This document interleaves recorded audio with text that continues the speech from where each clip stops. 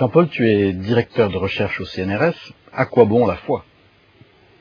Ah, ça c'est une bonne question. La foi, je suis un scientifique, c'est vrai, mais je suis un homme. Et j'ai besoin de la foi, j'ai besoin de certitude, j'ai besoin d'assurance dans ma vie. Et la foi est entrée dans ma vie très jeune. En fait, très jeune, c'est ma maman que j'ai connue très jeune. Elle a été amenée dans une salle de mariage d'une mairie dans la région. Et on l'a forcée quasiment. C'est une personne très gentille, très aimable, et par politesse, elle est allée écouter l'évangile dans cette salle.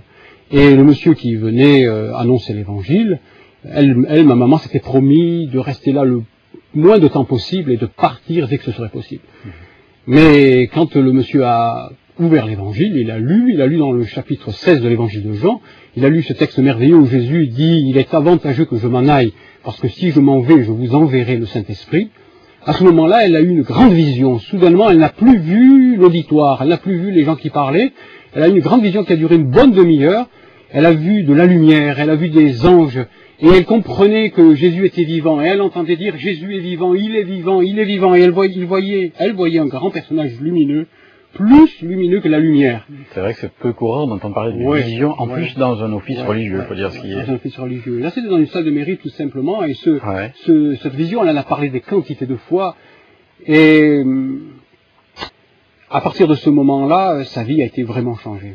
Sa vie a vraiment été changée, toute la famille est venue à l'évangile, et moi, j'ai grandi dans un foyer, avec la connaissance de Dieu, avec l'amour de Dieu. J'étais vraiment dans la présence, dans l'amour fraternel.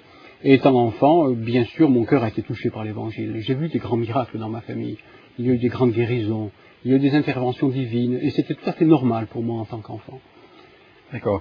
Et tout en ayant grandi dans ce climat, ça ne t'a pas empêché ensuite de t'orienter vers plutôt tout ce qui pouvait être scientifique, les mathématiques? Oui.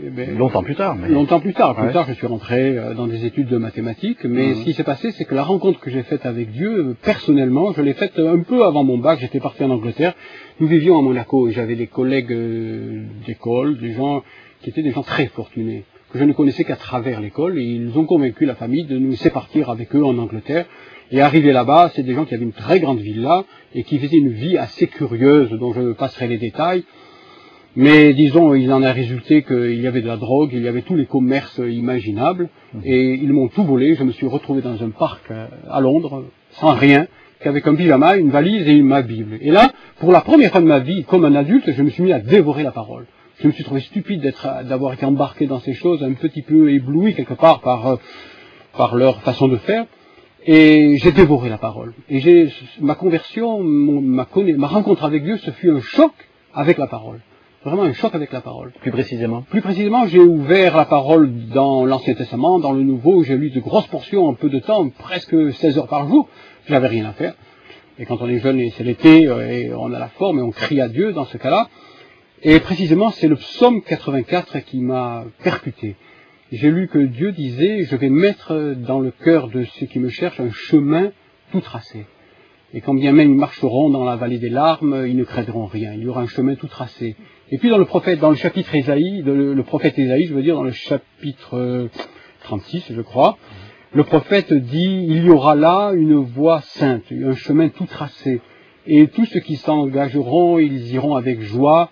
Il n'y aura pas de lion. » Je paraphrase un peu, mais c'est ça que le texte dit. Il n'y aura pas de lion. Et il dit également, les insensés même ne s'y égareront pas. Et ce jour-là, c'était moi l'insensé. Vraiment, vraiment, Dieu me parlait. Et je ne sais pas vous dire comment, mais vraiment, ce jour-là, j'ai fait l'expérience de la nouvelle naissance. Vraiment, le Seigneur est entré dans mon cœur. Et quel était ce chemin tout tracé? J'imagine qu'il y a quand même ensuite toujours des choix à faire, il y a une responsabilité personnelle, mais quel a été ce chemin? Ce chemin tout tracé, oui. Mais chaque jour, le Seigneur m'a conduit et... Disons qu'à travers beaucoup de circonstances, j'ai été amené à faire des mathématiques, de la science, à passer un doctorat, un deuxième doctorat, à voyager, à faire des conférences, à être invité dans des universités à l'étranger. Et partout, j'ai rencontré des chrétiens. Partout, j'ai fortifié ma foi. Et partout, j'ai mis à profit. Et le Seigneur a tracé dans mon cœur des choses merveilleuses. Ouais. La Bible, c'est toujours un compagnon de route, en quelque sorte? La Bible a toujours été un compagnon de route, oui. Une chose intéressante, c'est que dans toutes les conférences où je vais, dans le monde entier, maintenant je vais un peu moins, mais il y a eu des années où je voyageais frénétiquement, que ce soit de l'Europe du Nord, l'Amérique, le Canada, Partout, mes amis savent, parce qu'on se retrouve tous, c'est une communauté internationale, les gens se retrouvent, tous savent que moi, le soir, j'ai des amis. Le dimanche matin, j'ai des amis, que partout j'ai des frères, des sœurs qui m'accueillent, j'ai des amis. Une grande famille. Une grande famille, ouais. La foi, elle est la même partout. Ouais. Peut-être en guise de conclusion, est-ce que tu aurais une parole de cette Bible que tu puisses nous laisser comme cela, qui scelle un petit peu le tout? Oui, j'aimerais bien vous relire, puisque je l'ai paraphrasé mais un peu abîmé, le psaume 84 qui m'a tellement marqué. Vous m'excusez, je mets mes lunettes, mais le psalmiste dit « Heureux ceux qui placent en toi leur appui. Ils trouvent dans leur cœur des chemins tout tracés. Lorsqu'ils traversent la vallée des pleurs, ils la transforment en un lieu plein de sources. Et la pluie la couvre aussi de bénédictions. Leur force augmente pendant la marche. » Et ça, c'est une partie de mon expérience. Pendant la marche dans la vie chrétienne, mes forces augmentent.